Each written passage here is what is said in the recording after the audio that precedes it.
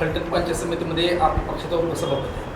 महाराजोत्सव अभियान झालं, त्यासोबतच 2011 पूर्वीचे निवासी अतिक्रमण नियमित करण्याचा निर्णय घेण्यात आला आणि त्या संदर्भात पंचायत समितीमध्ये बैठक पार पडली प्रशासनाची.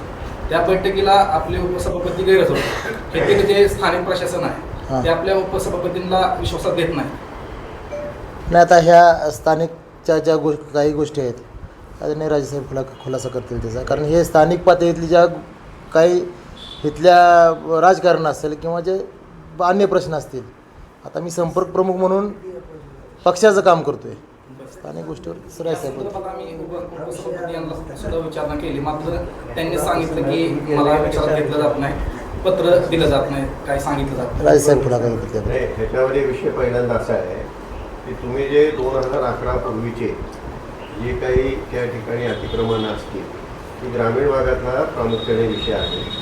ती अतिक्रमणं ही वैधरित्या त्या ठिकाणी कायम करायची अशा प्रकारचा जो विषय आहे हा विषय नवीन नाही.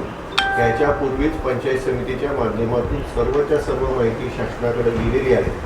त्या काळामध्ये व्हिडिओ म्हणून डॉक्टर गावडे मॅडम होत्या आणि त्यांच्या काळामध्ये अनेक त्या ठिकाणी बैठकी झाल्या, गाव पातळीवरती बैठकी झाल्या आणि तो संपूर्ण ज्या ज्या ठिकाणी अतिक्रमणं आहेत आणि ज्या ज्या ठिकाणी ते कायम करणं शक्य आहे त्या दृष्टीने त्याचा प्रस्ताव तयार करून शासनाला हा आधीच गेलेला आहे. नव्याने ह्यात काही होत नाही आहे.